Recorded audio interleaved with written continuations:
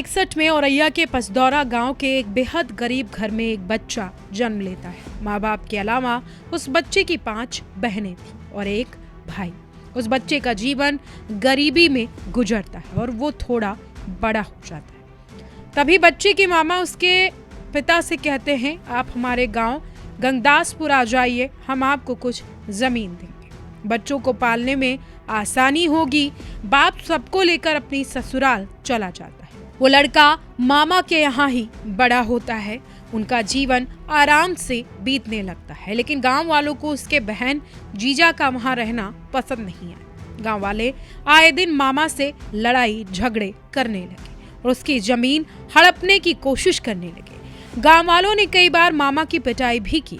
पूरा गांव एक तरफ और लड़के का मामा एक तरफ। उस लड़के से मामा की तकलीफ बर्दाश्त नहीं हुई और उसने हथियार उठा लिए। निर्भय हमेशा से गरीबी में जिया, इसीलिए अपना खर्चा निकालने के लिए छोटी मोटी चोरी करता।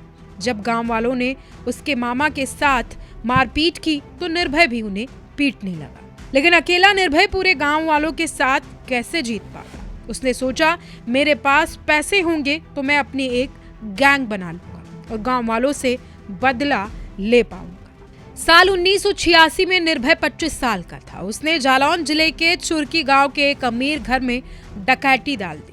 अनुभव की कमी थी, इसीलिए पकड़ा गया। पुलिस ने उसे लाठियां टूटने तक मारा और जेल में बंद कर दिया। अब निर्भय समझ चुका था कि उसको ट्रेनिंग की जरूरत है। वो अकेले दम पर डकैत नहीं बन सकता। जेल से छूटते ही वो चंबल चला गया और उस समय के कुख्यात डकैत लाला राम के पैर पकड़ लिए। लाला राम ने उसे अपनी गैंग में शामिल कर लिया। गैंग में शामिल होते ही उसने दर्जनों अपहरण और लूट की घटनाओं को अंजाम दिया और लाला राम का खास बन गया। गैंग में साख बनाने के बाद उसने मामा के गांव गंगादासपुर आए दिन हमला बोलना शुरू कर दिया। जब मन करता तो गैंग को लेकर गांव में घुस जाता, लोगों के साथ मारपीट करता, उनकी बेटियों के साथ रेप करता और गांव के लोगों का जीना हराम कर चुका था। इसी बीच उसे लाला राम की गैंग की एक महिला डकैत सीमा परिहार से मोहब्बत हो जाती है। कुछ दिनों के बाद सीमा भी उसे अपना दिल दे बैठती है। लाला राम दोनों की शादी करा देता है और खुद कन्यादान कर देता है। शादी के 2 साल बाद तक सब कुछ ठीक चल रहा था। फिर सीमा को पता चलता है कि निर्भय आए दिन लड़कियों का रेप करके आता है। सीमा को ये बात तब पता चली थी जब वो बीहड़ के पास बसे एक गांव गई और वहां की महिलाओं ने उसे शिकायत की। इस शिकायत के दूसरे ही दिन सीमा ने सुबह 5 बजे निर्भय को गैंग से बाहर निकाल दिया। ये दोनों का अफेयर बीहड़ का सबसे चर्चित अफेयर रहा, जिसकी चर्चा आज भी की जाती। लाला राम की गैंग से निकलने के बाद निर्भय ने डाकू जय सिंह गुर्जर की गैंग ज्वाइन की। फिर डाकू फक्कर की गैंग में गया। इसी बीच उसने कई अपहरण, कई हत्याओं को अंजाम दिया।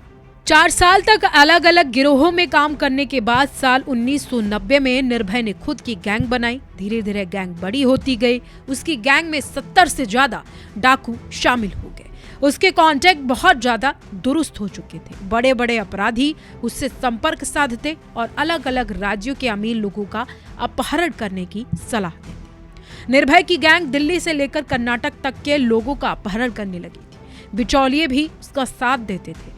फिरौती मिलने के बाद निर्भय आधा पैसा बिचौलियों को देता। निर्भय अपनी किसी भी पकड़ यानी अपहरण को 25 दिन का मौका देता। पकड़ के 25 दिन के भीतर फिरौती ना मिलने पर वो उस शख्स को मार देता। अपहरण और हत्याओं की सैकड़ों वारदातों के बाद उसका गैंग अब अमीर हो चला था।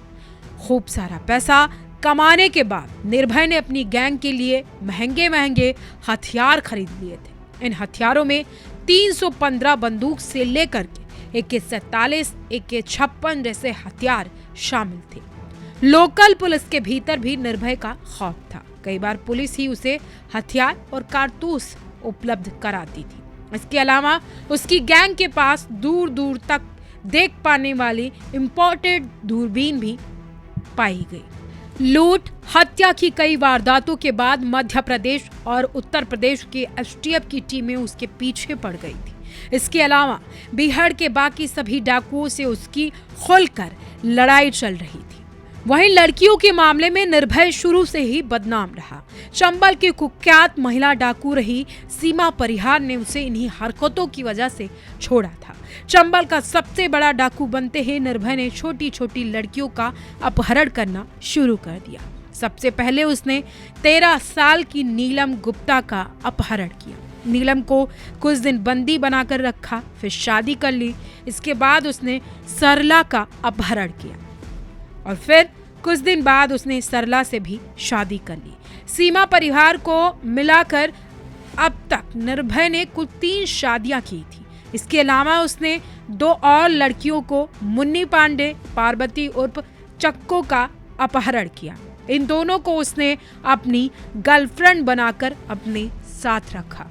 साल 1990 में अपनी गैंग बनाने के कुछ दिनों बाद ही निर्भय ने एक बेटा गोद लिया। बेटे का नाम श्याम था। श्याम बड़ा हुआ और डाकू बन गया। इसी बीच निर्भय सरला नाम की लड़की का अपहरण करके लाया और उसकी श्याम से शादी करा दी। लेकिन निर्भय का बेटा श्याम की उसकी दूसरी पत्नी नीलम को दिल दे बैठा था। नीलम भी श्याम की जवानी पर आकर्षित थी। एक दिन बेटे श्याम और दूसरी पत्नी नीलम ने प्लान बनाया और निर्भय की कमाई हुई लगभग सारी रकम लेकर फरार हो गए। इस बात से निर्भय इतने गुस्से में आ गया था कि उसने इन दोनों को जिंदा या मुर्दा पकड़कर लाने वाले को 21 लाख रुपए देने तक का ऐलान कर दिया। हालांकि कुछ ही दिनों बाद श्याम और नीलम ने इटावा थाने में सरेंडर कर दिया।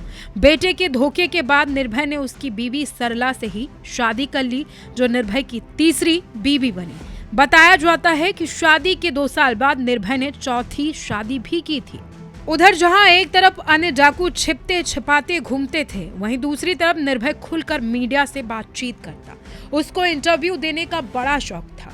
तगड़ी प्लानिंग करके मीडिया को बीहड़ में बुलाता और अपने मन की बातें करता। बातचीत में वो अपने हथियार लहराता और अपने बड़े बड़े कांड भी गिनवाता।